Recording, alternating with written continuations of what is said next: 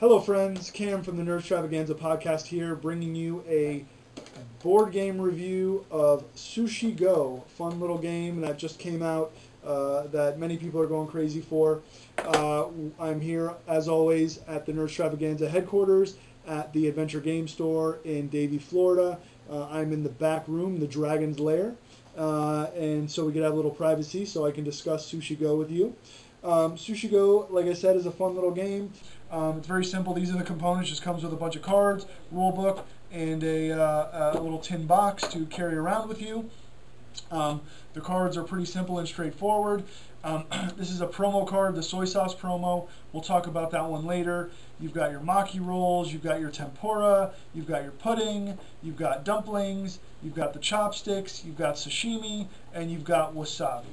Now, there are there's one other card as well. I'm sorry. There is the actual pieces of sushi themselves. There are 3 different kinds. This one happens to be egg nigiri. There's 2 other types of nigiri that are points 1 through 3. So this is the 1-pointer here. Now, what happens is you will get a hand of cards. Everyone will get dealt a hand of cards, and depending on how many players you have, that will determine how many cards you get. You will get those cards. You'll have them in your hand, and you'll basically just look through them. And what you'll do is you'll put one down in front of you. Everyone will put a card in front of them, and then you'll say 1, 2, 3, go. Everyone turns over their card, whatever it is. That's the card you played for that round. So here I got a wasabi card. Wasabi is interesting because it is a +3 multiplier. So the wasabi card sits there, and then the next time I end up with a sushi roll or a nigiri roll like this, when I play that card 1, 2, 3 turn, then I place that on top of my wasabi, and that gives me the the ×3 multiplier. So here, instead of being 1 point at the end of the round, the nigiri will be worth 3 times 1, 3 points. If it was the 3-pointer, it would be worth 9 points. So you can see how valuable that would be. The next card are the maki rolls. Maki rolls are important because if you have the most maki rolls at the end of the round, you're going to end up with 6 victory points. If you have the second most, you'll end up with 3. If there's a tie, what you guys do is you split the points and you round down. Now, I'm mentioning rounds. The game is played over 3 rounds, and you basically exhaust all the cards. So, say I wanted to play a tempura card. Tempura cards are nice because there are a lot of them. Plus, you only need 2 to get the victory points. It even tells you down here you need 2 tempuras and you end up with 5 victory points. So if I play this tempura, I'm going to be looking as we draft the cards to get another tempura. Like I said, this is a drafting game, so I will take a card, put it in front of me, pass the rest of the cards to my neighbor. I've got to sort of keep track of what I'm passing so that I know if I play a tempura card, there's a pretty decent chance of me getting another tempura card. Even more risky than the tempura card is the sashimi card. The sashimi card is worth 10 points, but only if you have 3 of them. So you really got to be sure when you're drafting that you're going to end up with another 2 if you decide to choose a sashimi card, because if you don't end up with 3, these cards are worth 0. So you're taking a big chance, you're betting big on 10 points, but if you only get 1 or 2, you're going to get 0 points. Same thing with the tempura cards. If you only end up with 1, you don't get any points at the end of that round. The next is the dumpling card. Dumpling cards are nice because they're a multiplier. If you end up with 1, you get 1 point. If you have 2, there's 3, 6, 10, and 15. So you can really stack up the points pretty quickly if no one's paying attention to you, and you end up with 4 or 5 of these dumpling cards in a round. Those are pretty self-explanatory. I'll leave them there.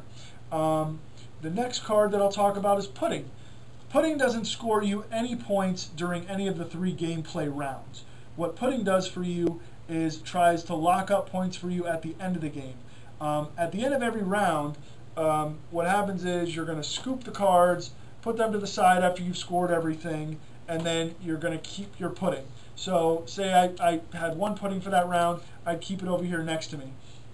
Now, why pudding is so important is because the person with the most pudding is going to end up with 6 points. The person with the least amount of pudding is going to end up with -6 points.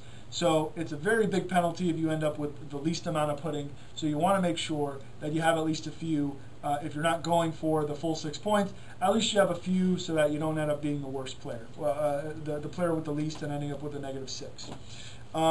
I've saved the wasabi, the two biggest cards, I guess, the soy sauce promo, which gives you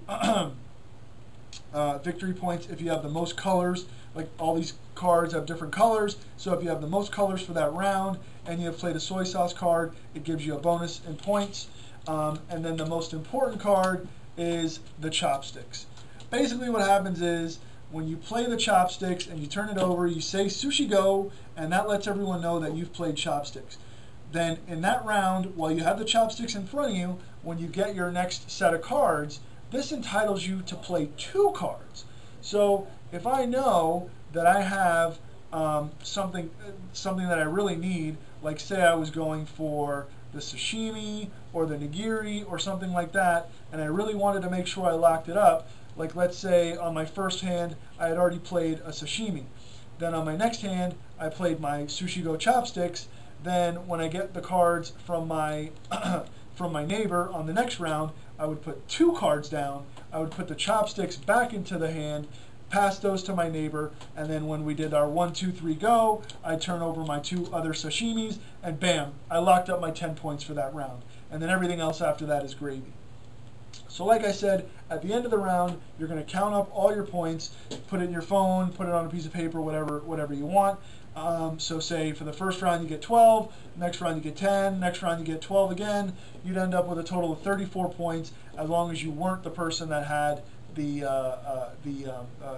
least amount of pudding, and then obviously the person with the most victory points at the end of the game wins.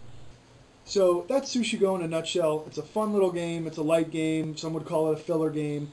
I think it's just a good, fun, family-friendly game. It's ages 8 and over. You can play it with your kids. You can play it with your family. I like the art. I like the gameplay. I like the strategy.